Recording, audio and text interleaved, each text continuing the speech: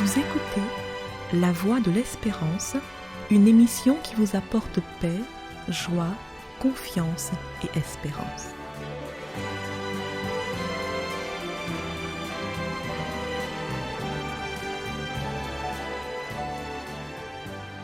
Bonjour la Guyane et bonjour à tous depuis la Guyane. Seriez-vous d'accord que nous puissions déclarer que Dieu transforme?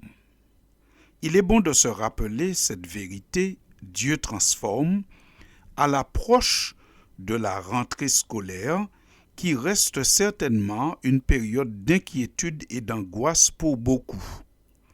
Qui dit rentrée scolaire dit parfois qu'un enfant tout petit, 3 ans, ira à l'école pour la première fois. Et là, les parents sont angoissés et l'enfant lui-même aussi, il est angoissé. On aura certainement à essuyer quelques larmes durant la première semaine du mois de septembre. Qui dit rentrée scolaire dit peut-être qu'un lycéen qui a terminé son parcours va partir loin de sa famille pour intégrer une université dans un pays que les parents peut-être ne connaissent pas très bien, d'où l'angoisse des parents et en même temps l'excitation du futur étudiant, mais en même temps un peu de crainte. Oui, la rentrée scolaire, c'est aussi des professeurs qui vont retrouver une nouvelle classe et on se demande qu'est-ce qui nous attend. La rentrée scolaire, c'est bien sûr au niveau professionnel pour beaucoup, parfois de grands changements ou de petits changements qui peuvent nous angoisser. Mais il est bon de se rappeler en cette période que Dieu transforme. Il a la capacité de nous transformer et de nous rendre plus forts, différents de ce que nous sommes, de nous permettre de nous adapter à un contexte nouveau. Oui, Dieu transforme. Alors, Dieu a de nombreuses qualités. Il est bon, il pardonne, mais n'oublions jamais qu'il est aussi et surtout le Dieu qui transforme. Toute la Bible, en fait, est une histoire de transformation.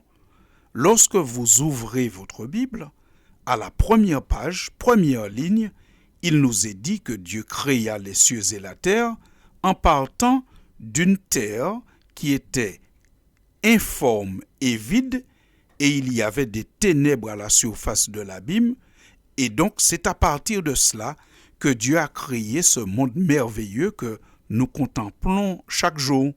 Certes, ce monde a été abîmé par plein de choses, mais Dieu est parti de ce vide et il a créé un monde merveilleux.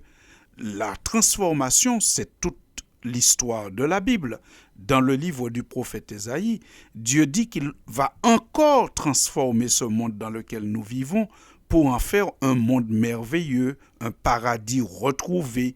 Dans ce passage que vous pourrez considérer avec intérêt, Ésaïe 60, 18 à 21, on voit que Dieu a pour projet de créer un monde merveilleux dans lequel il n'y aura plus de violence, il n'y aura que des justes. Et quand Jésus vint sur la terre, en tant que Emmanuel, Dieu parmi nous, il n'a fait que transformer des situations et des personnes, à l'exemple de ce qui nous est rapporté dans l'évangile de Marc au chapitre 5, où il nous est dit que Jésus rencontre un homme qui avait sa demeure dans les cimetières, dans les sépulcres, un homme qui était enchaîné, un homme, quand on parle de lui dans la Bible, on dit que personne n'avait la force de le dompter. Vous êtes d'accord? Un langage qu'on emploie généralement pour les animaux. Donc cet homme était vraiment dans une situation pitoyable. Il se meurtrissait lui-même avec des pierres, c'est-à-dire qu'il était dans l'autodestruction.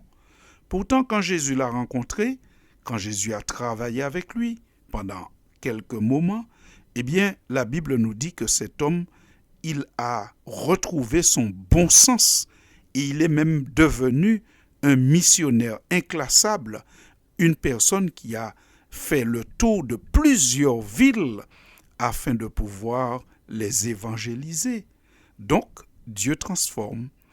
Et peut-être que vous vous inquiétez pour votre petit être qui ira bientôt à l'école, ou pour ce jeune qui va bientôt partir pour l'université, et vous vous dites, mais comment mon fils ou ma fille va se débrouiller dans cette grande ville?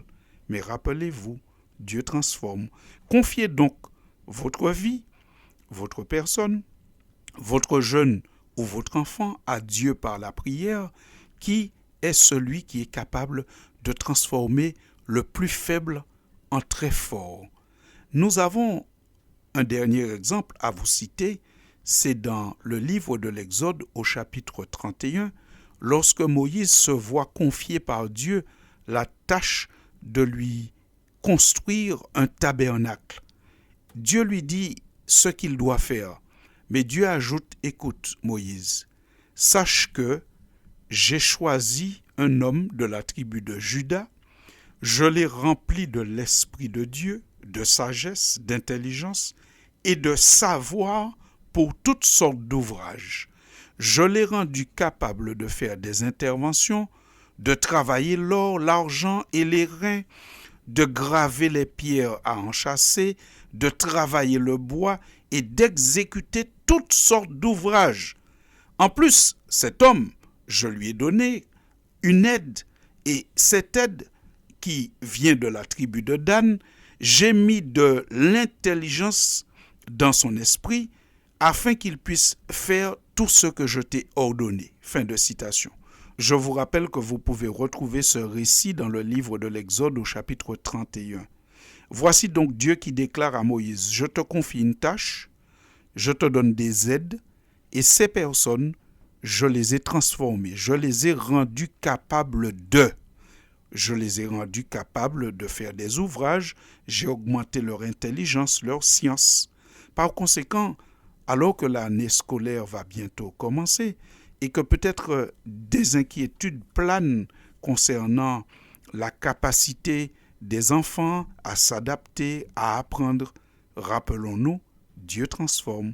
Confions donc ces jours qui viennent à Dieu, nos enfants à Dieu, tous les étudiants et élèves à Dieu, ainsi que les professeurs peut-être qui angoissent aussi en se rappelant Dieu transforme, Dieu rend capable et Dieu donne de l'intelligence et il augmente notre science et notre savoir pour appréhender et nous adapter aux nouvelles situations de vie. Sur ces quelques mots, j'espère que nous aborderons tous cette rentrée à venir dans la confiance.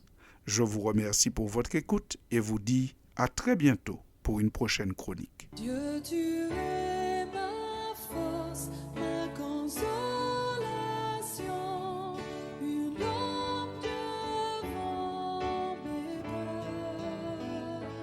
Ta voix a triomphé de l'ouragan, remporté le combat. Tu m'ouvres chaque jour ton infaillible amour. Toi qui as fixé le cours des étoiles, sois mon ombre, sois ma voix. C'était La Voix de l'Espérance, une émission préparée par l'Église adventiste du 7e jour. Si vous désirez avoir une copie de la causerie d'aujourd'hui, demandez-la. Elle vous sera donnée gracieusement. Écrivez à La Voix de l'Espérance, boîte postale 169 97 324, Cayenne, CEDEX, ou téléphonez au 0594 25 64 26. Merci chers auditeurs et à bientôt.